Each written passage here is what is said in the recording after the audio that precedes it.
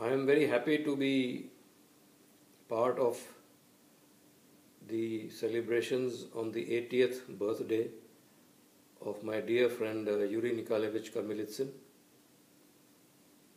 and I will now speak a few words in Russian and then change over to again in English for the few questions that he has very graciously and kindly asked me to be addressed. I am really honored and privileged to be a part of this entire celebrations from my own home in the UAE. Я первый раз встречался с Юрием Николаевичем в 1989 году, когда я был командиром подводной лодки «Синдурадж» проекта 877 ИКМ.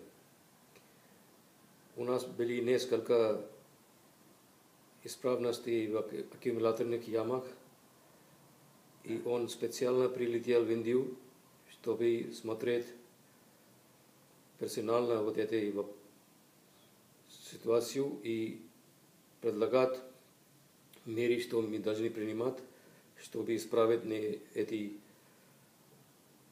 дефекты. Я был очень рад, чтобы он как проектант сам приехал и нам посоветовал, что нам было нужно делать. После того мы не держали контакт почти 10 лет, потому что я выполнял разных обязанностей на своей службе. В том числе я был назначен командиром комбрига флот подводной лодки на восточном и западном части ВМС Индии. В 1990 году я был старшим помощником командира на атомной подводной лодке «Чакра», который я тоже принимал в январе 1988 году как помощник командира. Эту лодку мы взяли на аренду за 3 года из Советского Союза, и я был старший помощник, когда мы его вернули в январе 1991 году. После того я был комбригадом и тоже командовал противолодочным большим крейсером АНС «Раджпут» проекта 61 МИ. Я тоже командовал учебным центром для подводников города Вишакапатнам. Моя последняя обязанность была начальник отдела покупки подводных лодок в штабе ВМС Индии в городе Дели. Я держал эту обязанность 5 лет, с 1999 году до 2004 году, когда я выписал из службы. В течение этих 5 лет я восстановил контакт с Юрием Николаевичем, и мы обсудили много вопросов, касающихся подводных лодок ВМС Индии. Именно из них был вопрос по покупке проект 1650 Амур. 3 года мы обсудили этот вопрос, и в декабре 2001 году почти закончили обсуждать все вопросы по передаче проекта, передаче строительства и technisches opisanie, вот этой подводной лодкой. А я думал, что мы могли бы заключать контракт, но по несколько причин мы не могли делать, пока я вышел из службы в 2004 году. Я считаю, что это было невыгодно для обеих нашей страны.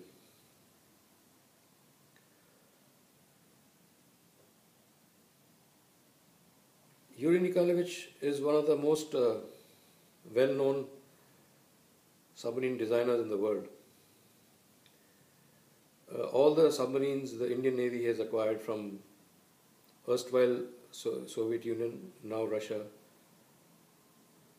have had his imprint in the design, whether they were Project 641 Foxtrot class or Project 877 EKM, that is the Kilo class, and other submarines of the special project, of which the first one was launched about 2 years back and is presently undergoing constructors' trials.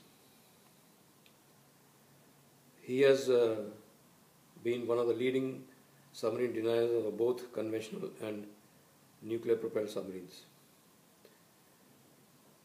His contribution towards the growth of the submarine arm, as far as submarine designing is concerned, has been phenomenal, and he has been a great friend of the Indian Navy, along with his senior academic Spassky. I consider myself very fortunate and privileged to have known him for all these years, because even after my retirement in 2004, we have held contact and continued our relationship, and have had the opportunity to discuss many questions relating to the submarine design, whereas he is an expert, and for me, as a user and a commander of submarines with considerable experience. I served 31 years in the service of my Navy, out of which 28 years were in the submarines.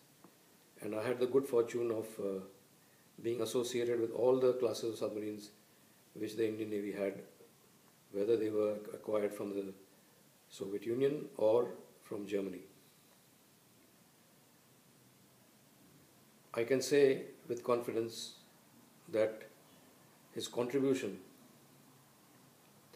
towards the military technical cooperation between the navies of Russia and the Indian government has been without peer. His name definitely in our history of the growth of submarine arm will find a very important place. A question has been asked from me by him about the efficacy of the air-independent propulsion system, particularly the hydrogen-dominated fuel-based system on conventional submarines. It is purely my personal view that such a system is only required on submarines which are deployed for defensive missions along one's own coast. That is why the development of this system has taken place in the navies which have been traditionally assigned the role of defense, be it the Maritime Self-Defense Force of Japan or the Germans or the Swedish. But in submarines which are deployed on offensive missions at considerable distances away from their home base or ports, the efficacy of this system, to my view, is not very effective, because in a patrol profile of an enemy coast, a submarine on an offensive mission will invariably be engaged in gathering intelligence, for which it has to show its presence on the periscope at certain intervals. It will be either evading detection by enemy aircraft or enemy surface units, or will be maneuvering to carry out attacks on enemy units. In all these circumstances, it will be forced to use higher speeds which the AIP system does not give. And therefore, once the submarine is forced to use higher speeds, which will be on battery power, it will be forced to periodically come up to recharge the batteries. What is of essence for a submarine on offensive mission is a very good battery and good diesel generators, so that the batteries can be charged in a very short time, and therefore the time spent at periscope depth is kept to the minimum.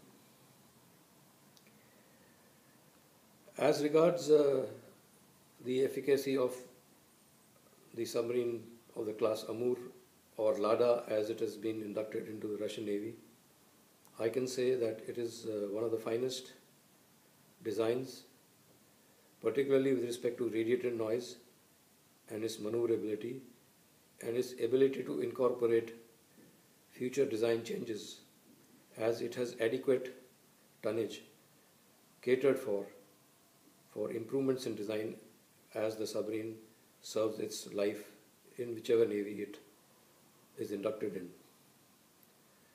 The fruit of the pudding lies in eating it, and I think the first Lada, which has already been inducted into the Russian Navy, is doing extremely well. It is the first time that in Russian design sphere, a single hull submarine has been designed, as is the Lada.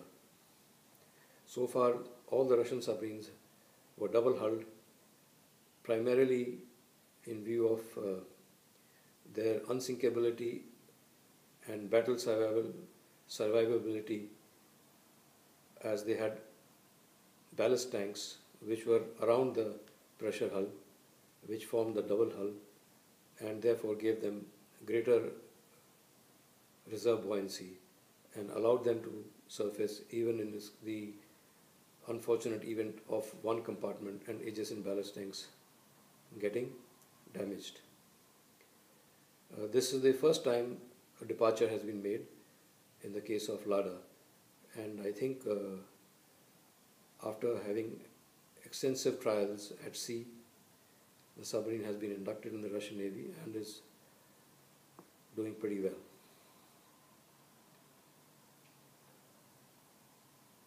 I once again am very grateful to Yuri Nikolaevich for giving me this opportunity to participate in the celebration of his 80th birthday. He is by no means done with his contribution to the submarine designs. He's still 80 years young.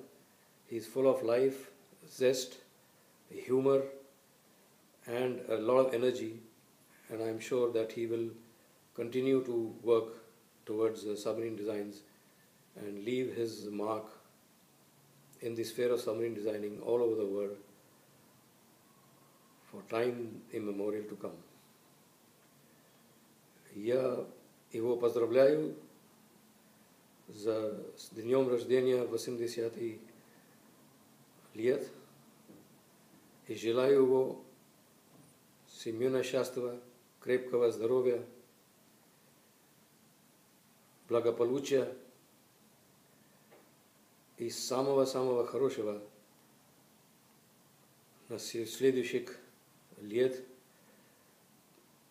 в течение которых я уверен, что он будет продолжаться, как он задействовал до сих пор. For Yuri Nikolaevich, 3 cheers. Hurrah, hurrah, hurrah.